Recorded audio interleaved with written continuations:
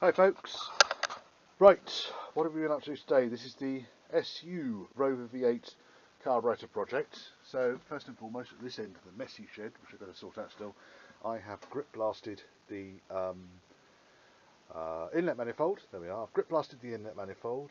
I've given it a wafting over with some aluminium paint, and I'll put a coat of lacquer over the top of that. That should just see it in kind of just a natural finish. I didn't want it over polished, over restored. Just need to clean those threads up. Other than that, that bit is done. Happy. There's my blast cabinet. That's what I did it all in. Right, onto the carburetor. So I've rebuilt one of the carburetors. I want to put the other one together, but I wanted to show you really what it is I'm doing with the thing. So, one carburetor body. It's all been through the ultrasonic cleaner. I've tidied it all up. I've blown it through with the air compressor, with the air gun, and all of these bits are working exactly as I would expect them to. So I'm going to reassemble it. I need to order a load of gaskets and bits and bobs, but what I'm going to do is I'm going to reassemble it because it might take a week or so for those bits to come through, and I don't want to lose all the screws and bits and bobs. So first and foremost, that's the needle valve that stops the fuel from flooding the carburetor, or allows the fuel through. Fairly new, to be quite honest. That fella drops tip down into that hole there.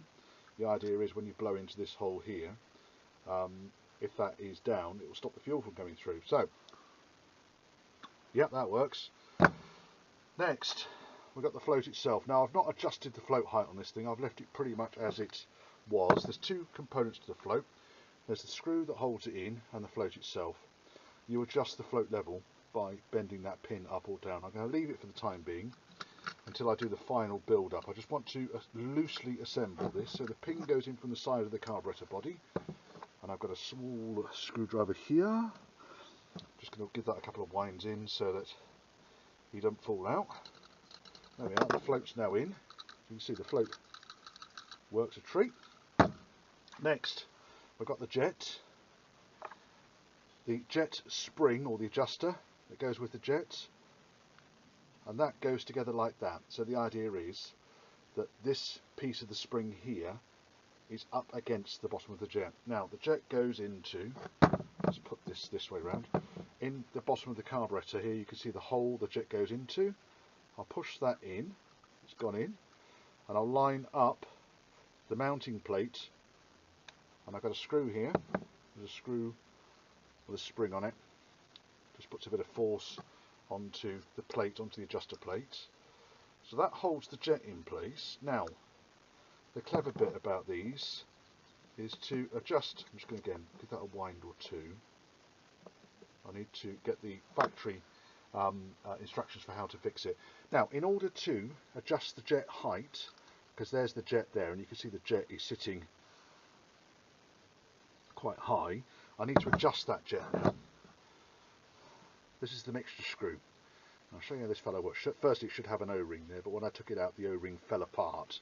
So there's the adjuster, or there's the spring plate. The adjuster goes into this hole on the outside of the carburetor, which is conveniently on the forward face. So it means when the carburetors are installed on the engine, I don't have to reach around the back to mess around with the mixture adjustment. Now I'm going to wind this screw in, and as this screw goes in, it's going to push against the plate and pull the jet upwards. And if you see in there, you can see the jet, I think. If I was to do that up, you can see the jet receding. Clever, huh?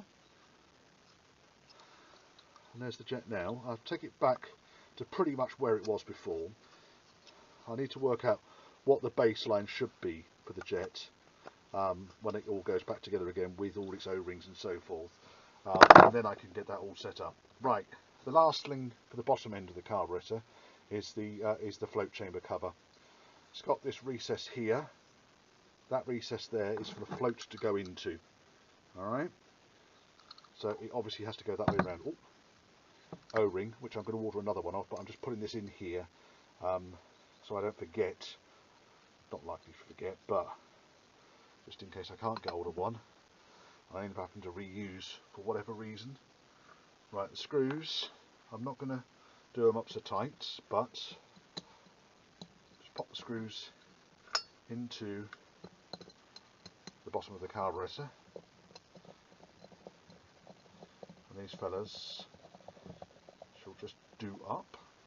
Again, I'm not going to nip anything up tight. I just want to keep the thing assembled so I know where all the bits are. I think I'm repeating myself here, aren't I? Right, okay, let's...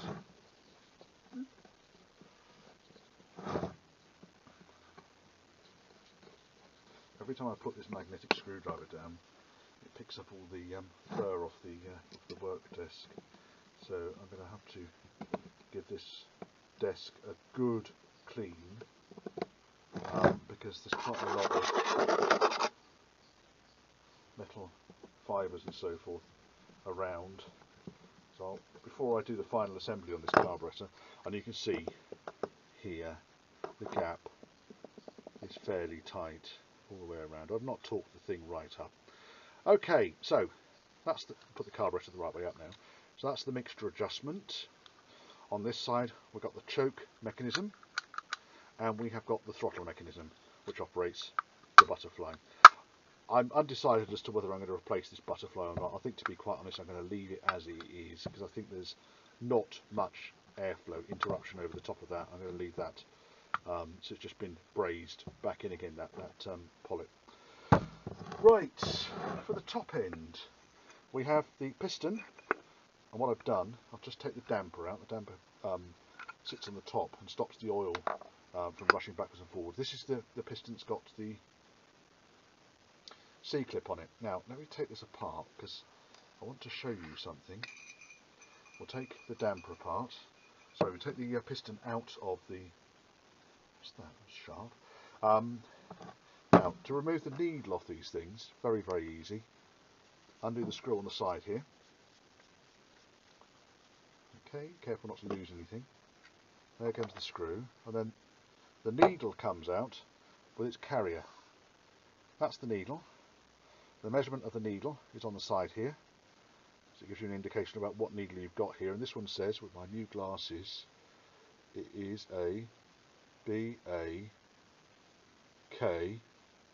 So I need to look up what that refers to.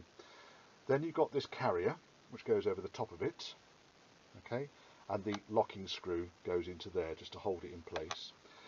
There should be a spring on the end. Ain't there. You can see there's no spring on the end there. The idea behind the spring, I think, is that when the spring is in there, it allows the needle to wiggle backwards and forwards a little bit. It gives it some resistance. The fact it's not there is slightly concerning. I will get another one. I'm assuming they're available. There's some pretty good manufacturers out there of SU and Stromberg carburetor parts, so I'm not anticipating this could be a huge issue. But it's worthwhile taking these things apart. Even if the needle looked good, I was a bit suspicious because it was a bit clicky. Wasn't much spring in that one. Right, when it comes to putting this thing together, right, you will have noticed there's a groove on here. There's a metal clip on the side of the carburetor here. The reason for that is it can only go in one way round. So that's the piston can only go one way round, and it cannot rotate. When you open the throttle, there's the piston. Right, now I shall put the spring back on the top, then I shall put the dashpot back over the top of that. I shall rotate until the screw holes line up. Oh look, I've forgotten to put the so you guys aren't reminding me to put the C-clip back on here. I'll put the C-clip back on this because I'm going to again remind myself as to, you see what happens is when you take the dashpot off, it comes off with the piston. It's all intact, it's just a unit. Right, so putting it back together again, I'll make sure the needle goes into the jet, which it does. The clip goes into the slot. I'm pushing it all down, and then the screw holes line up. So 3 screws, and these puppies just go into here. There's 1.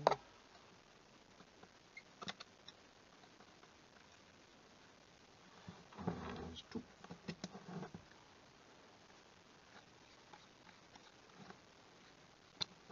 And the last one. And that's pretty much, aside from all the gaskets and seals and adjustments that I need to do with it. That's that carburettor done. So I've done the pair of them now. There we are. Oops. I'll just pop the damper back in the top of that so it doesn't fill up with crap. There should be oil in the top there, but there's no point in putting oil in yet because I need to set them all up. Right, so one pair of carburettors done. Right, one thing I haven't put on that, I haven't put that fella. That's just the adapter for the big fat breather that goes on the side of the carburettor, and I want to pop that back on there because it will remind me that the breather needs to go on there. So that's pretty much it. So what I'll do, I think, is I shall box these, put them on the shelf, ready for when the bits arrive.